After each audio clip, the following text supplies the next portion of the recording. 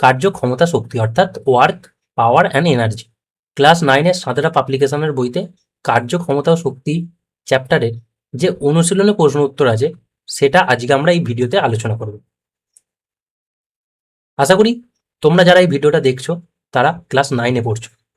ভিডিওটা শুরু করার আগে তোমাদের কাছে আমার একটা রিকোয়েস্ট, তোমরা যারা চ্যানেলটিকে এখনো সাবস্ক্রাইব করোনি অবশ্যই সাবস্ক্রাইব করো এবং পাশে থাকা বেল আইকনটা অন করে দাও, কারণ যখনই আমি এই টাইপের ভিডিও আপলোড করব সবার আগে তোমার কাছে নোটিফিকেশন যাবে।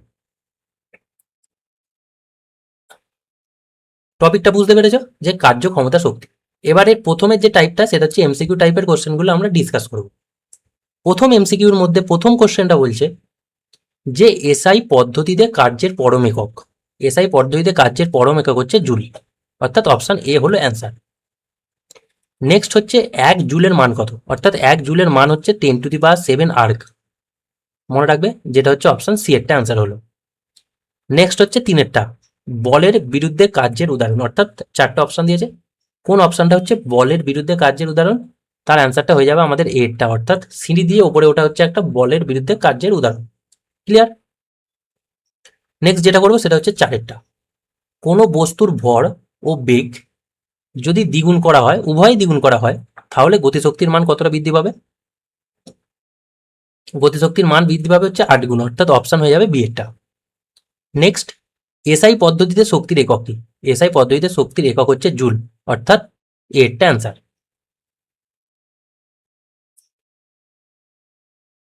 নেক্সট বলছে এম ভর বিশিষ্ট কোনো বস্তুর গতিশক্তি ই এবং ভরবেগ যদি পি হয়, তাহলে এই ই আর পি এর মধ্যে সম্পর্কটা কি? সেটা হচ্ছে পি ইকুয়ালস টু রুটের ভেতর 2mE, অর্থাৎ সম্পর্কটা আমাদের অ্যান্সার এসে যাবে এটা। নেক্সট বলছে কার্য করার হারকে কি বলা হয়? কার্য করার হারকে বলা হয় ক্ষমতা, অর্থাৎ অপশন সি এরটা। নেক্সট কি কার্যহীন বলের ক্ষেত্রে কি হয়? কার্যহীন বলের ক্ষেত্রে 4টা অপশন দিয়েছে, তার মধ্যে যেটা হবে সেটা হচ্ছে সি এরটা, মানে হচ্ছে বল ও সরণের অভিমুখ পরস্পরের সমকোণে থাকবে, এটা হচ্ছে অপশন বি সি এরটা অ্যান্সার হলো। নেক্সট হচ্ছে 9টা অভিকর্ষের অধীনে পতনশীল বস্তুর ক্ষেত্রে বায়ুর বাঁধা অগ্রাহ্য না করলে কি ঘটনা ঘটবে? যেটা হবে সেটা হচ্ছে ওই যে মোট যান্ত্রিক শক্তি সংরক্ষণ হবে না, অর্থাৎ অ্যান্সার হলো আমাদের ডি এরটা। 10-এরটা 4 কেজি ভরের একটি বস্তুর গতিশক্তি হচ্ছে 32 জুল, তাহলে বস্তুটির বেগ কত? বস্তুটির বেগ যেটা হবে সেটা হচ্ছে বি এরটা, অর্থাৎ 4 মিটার/সেকেন্ড স্কোয়ার। এটা একটা অঙ্ক, যে ফর্মুলাটা আমরা ইউজ করবো এখানে সেটা হচ্ছে আমি বলে দিচ্ছি, যে গতিশক্তি ফর্মুলা অর্থাৎ ই অফ কে এর ফর্মুলাটা হচ্ছে ½ এখান থেকে অঙ্কটা সলিউশন করলে আমরা পাবো বি এরটা। ক্লিয়ার? তাহলে এমসিকিউগুলো কমপ্লিট হলো। নেক্সট আবার যেগুলো আছে ভেরি শর্ট অ্যান্সার টাইপ, অর্থাৎ অতি সংক্ষিপ্ত উত্তরধর্মীর মধ্যে প্রথমে আছে শূন্যস্থান পূরণ। শূন্যস্থান পূরণ প্রথমটা বলছে ক্ষমতার ব্যবহারিক একক কি? ক্ষমতার ব্যবহারিক একক হচ্ছে ওয়াট। 2-এরটা হচ্ছে স্থিতিশক্তি ইকুয়ালস টু ভর ইন্টু ড্যাশ ইন্টু উচ্চতা, অর্থাৎ উত্তরটা হয়ে যাবে অভিকর্ষ ত্বরণ, তার মানে স্থিতিশক্তির ফর্মুলাটা হচ্ছে ভর ইন্টু অভিকর্ষ ত্বরণ ইন্টু উচ্চতা। 3 নম্বর বলছে সিজিএস পদ্ধতিতে ক্ষমতার পরম একক কি? সিজিএস পদ্ধতিতে ক্ষমতার পরম একক হচ্ছে আর্ক পার সেকেন্ড। 4 নম্বর কার্য করার সামর্থ্যকে ড্যাশ বলে? কার্য করার সামর্থ্যকে বলা হয় শক্তি। 5 কি স্থির ভরের কোনো বস্তুর ড্যাশ বাড়ালে গতিশক্তি বাড়বে, অর্থাৎ স্থির ভরের কোনো বস্তুর যদি তুমি বেগ বাড়াও তাহলে তার গতিশক্তিটা বৃদ্ধি পাবে। ক্লিয়ার? শূন্যস্থান পূরণগুলো কমপ্লিট হলো।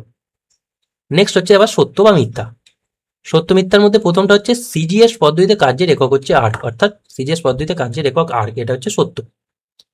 2-টা হচ্ছে 1 HP, HP means horse power, 1 horse power মানে হচ্ছে 746 ওয়াট, এটা হচ্ছে সত্য। 3 নম্বর বলছে ভূপৃষ্ঠ থেকে কোনো বস্তুকে উপরের দিকে ছুঁড়ে দিলে সর্বোচ্চ অবস্থানে গতিশক্তি 0 হয়, এটাও সত্য। 4 নম্বর হচ্ছে এক ব্যক্তি সুটকেস হাতে নিয়ে অনুভূমিক রাস্তায় হাঁটলে ওর কার্য 0 হয়, এটা হচ্ছে সত্য। আর 5-এরটাই বলছে ক্ষমতার ব্যবহারিক একক হচ্ছে ওয়াট, অর্থাৎ এটা হচ্ছে সত্য। আর 6 নম্বরটাই হচ্ছে মহাবিশ্বের মোট যান্ত্রিক শক্তির পরিমাণ সংরক্ষিত, এটা হচ্ছে সত্য, অর্থাৎ সত্য মিথ্যার আন্ডারে যে 6টা ছিল সেই 6টার অ্যান্সারই হয়ে গেল আমাদের সত্য। ক্লিয়ার? এবার হচ্ছে অনলাইনার কোশ্চেন, মানে এক কথায় প্রকাশ, এক কথায় উত্তর দাও, যেটা হচ্ছে কার্য কি রাশি? কার্য হচ্ছে একটা স্কেলার রাশি। 2 হচ্ছে কি প্রযুক্ত বলের অভিমুখ এবং বলের প্রয়োগ বিন্দু সরণের অভিমুখ যদি পরস্পর লম্ব হয় কৃতকার্যের পরিমাণ কত, সেক্ষেত্রে কৃতকার্যের পরিমাণটা হবে 0, অর্থাৎ একে কার্যহীন বল বলা হয়।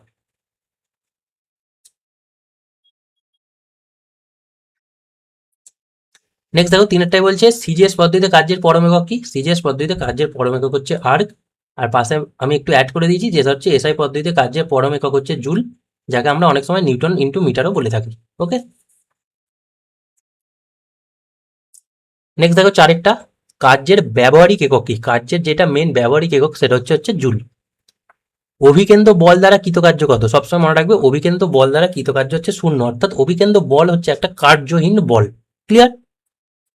6টা হচ্ছে ক্ষমতার মাত্রীয় সংকেত কি, ক্ষমতার মাত্রীয় সংকেত হচ্ছে ml² (10⁻³ 3). 7টা হচ্ছে কোন শর্তে কৃতকার্যের মান সর্বোচ্চ হয়, মানে কৃতকার্যের মান কখন সর্বোচ্চ হবে, সেটা হচ্ছে যখন প্রযুক্ত বল ও সরণের মধ্যবর্তী কোণ 0 ডিগ্রি হয়, অর্থাৎ বল ও সরণ যখন একই দিকে ক্রিয়া করে তখন কার্যের মানটা সর্বোচ্চ হয়। ক্লিয়ার। নেক্সট হচ্ছে 8-টা শক্তি কি রাশি, শক্তি হচ্ছে একটা স্কেলার রাশি।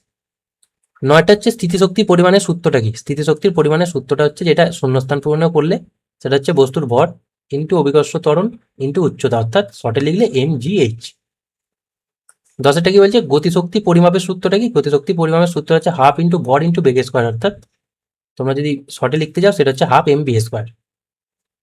11টা হচ্ছে কি বলের প্রয়োগ বিন্দু সরণ না হলে কি কার্য সম্পাদিত হওয়া সম্ভব না, অর্থাৎ কার্যের সংজ্ঞাতেই হচ্ছে, মানে কার্যের ডেফিনেশন হচ্ছে যেটা W=F/s, অর্থাৎ এসটা হচ্ছে সরণ, বা সরণই যদি না হয় অর্থাৎ সরণটা যদি 0 হয় এই কার্যটা হচ্ছে 0, তার মানে কোনো কার্য হচ্ছে না, সেই জন্য অ্যান্সারটা হচ্ছে না।